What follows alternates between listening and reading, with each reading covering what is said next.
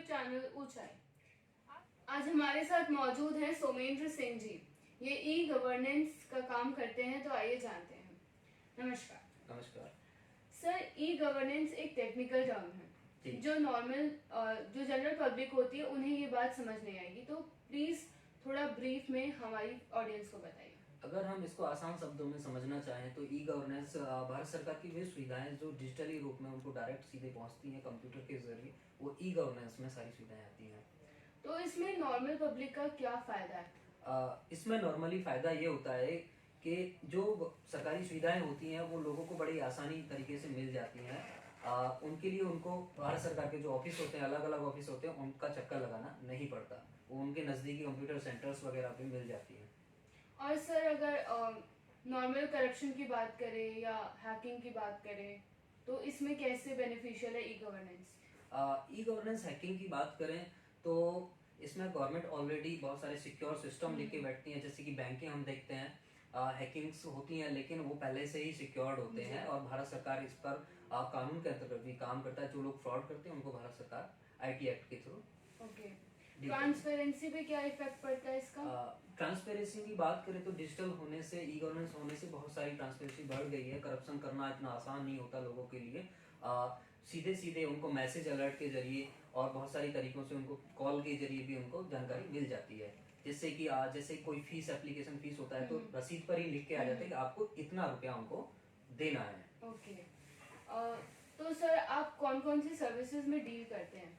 हम लोग आधार कार्ड से लेन देन करने के लिए, जैसे एईपीएस आधार इनेबल पेमेंट सिस्टम हम बोलते हैं, डीएमटी डोमेस्टिक मनी ट्रांसफर में हम लोग काम करते हैं, पैन कार्ड्स के लिए हम काम करते हैं और इस तरीके की कई सारी सुविधाएं हैं। जैसे कि वोटर कार्ड ले लेते हैं, ड्राइव लाइसेंस होते हैं, इन सभी क्षेत्रों में हम काम करते हैं। ओके। बाकी गवर्नमेंट का क्या रोल है इसमें? गवर्नमेंट प्लेटफॉर्म प्रोवाइड कराती है जहाँ पे उनकी वेबसाइट के थ्रू लोग विजिट करके काम करा सकते हैं। ओके। सर, तो आपने ये सर्विसेज कहाँ से स्टार्ट करी थी बेसिकली? ये वर्क मैंने 2014 में शुरू किया था, वो भी लोकल लेवल से शुरुआत किया था। 2014 में जब मैं रोजगार ढूंढ रहा था तो उस समय मेरे को रोजगार ना मिलने की वजह से मैंने एक कंप्यूटर शॉप की साथ साथ अपना एक बिजनेस ओपन किया। बिजनेस ओपन करने के बाद में धीरे धीरे हम इसको एक्सपेंड करते चले गए। हमने इसको काफ़ी बड़े लेवल पे एक्सपेंड किया है। अभी पहले हम बुलंदशहर में काम करते थे, अभी हम यूपी में काम कर रहे हैं और हमारा उम्मीद हम इस साल पूरे देश में काम करेंगे।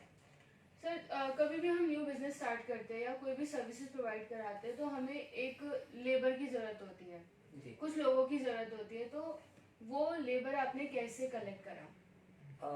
अगर हम स्टाफ की बात करें तो स्टाफ जो हमने अरेंज किया, सबसे पहले जो हमारे जैसे साथ के लोग थे हमने उनको ट्रेंड किया। उनको ट्रेंड करने के बाद में हमने उनको धीरे धीरे स्टेप बाय स्टेप ट्रेनिंग दिया। उसके बाद हमने उनको अपने साथ जोड़ा। हमने कोई ऐसा नहीं कि एक्स्ट्रा बाहर से कहीं से किसी को हायर किया, नहीं, सबको हमने अपने साथ बिल्कुल लोकल लेवल से उनको जोड़ा। जो लोग उस क्षेत्र में काम नहीं कर रहे थे या जिनको काम की जरूरत थी हमने उनको जोड़ा, फिर उनको सिखाया, फिर उनसे अभी वो लोग काम करते हैं हमारे साथ। ओके। लोगों का ट्रस्ट कैसे जीता आपने? देखिए, जो हमने शुरुआत की थी वो एक लोकल लेवल से शुरुआत की थी और लोकल लेवल पे शुरुआत करते करते जब हम काम धीरे धीरे करते चले गए, लोकल लोग थे तो वो आसानी से सपोर्ट हो गए थे। उसके बाद में हमने जो रूरल एरियाज में और भी लोग थे, अपने जैसे युवा थे, उनको सेंटर्स के जरिए काम शुरू करवाया।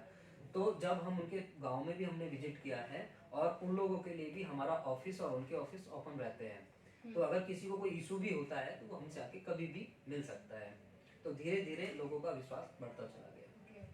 सर, आपने एक छोटे से गांव बुलंदशहर से स्टार्ट किया और धीरे धीरे पूरे यूपी में एक्सपेंड किया जी। तो एक्सपेंड करने में क्या क्या प्रॉब्लम्स आई आपको?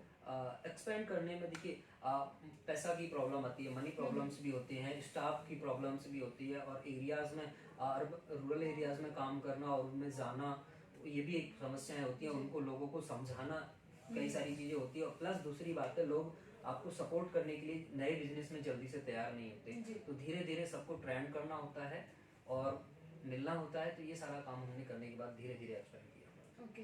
तो मतलब कभी ऐसा फील नहीं हुआ कि ये काम बंद कर देना चाहिए, कुछ और स्टार्ट कर देना चाहिए? 2016 में मेरे को ये महसूस हुआ कि यहाँ से हम अच्छा मार्जिन नहीं ले पा रहे हैं, प्रॉफिट नहीं मिल पा रहा है तो हम इसको बंद कर दें। लेकिन हमने सोचा कि अगर कोई भी बिजनेस हम करेंगे तो वहाँ पे भी प्रॉब्लम्स आएंगी। फिर हमने इसमें थोड़ा सा ध्यान दिया, थोड़ा और मेहनत बढ़ाया। तब हमने सोचा कि हम जो काम कर रहे हैं वो हम अपने साथ साथ एक चैनल के थ्रू अन्य लोगों को भी जोड़ सकते हैं। तो उससे क्या हुआ कि कम समय में हमारा जो चैनल जोड़ने के साथ में बिजनेस भी अच्छा हो गया उनके साथ साथ। अभी फिलहाल में आपके साथ कितना वर्कफोर्स काम कर रहे हैं? अभी मेरे 500 सेंटर्स तो डिस्ट्रिक्ट बुलंदशहर में काम करते हैं, कुछ सेंटर्स यूपी में भी काम कर रहे हैं। धीरे धीरे हम उनको बढ़ाते जा रहे हैं। तो सर आपने कहा कि आगे आप पूरे इंडिया के लिए काम करेंगे, तो जी। मतलब कैसे उसको एफिशिएंट मैनर में अप्लाई करेंगे कि पूरे इंडिया के लोग आपसे सर्विसेज लें?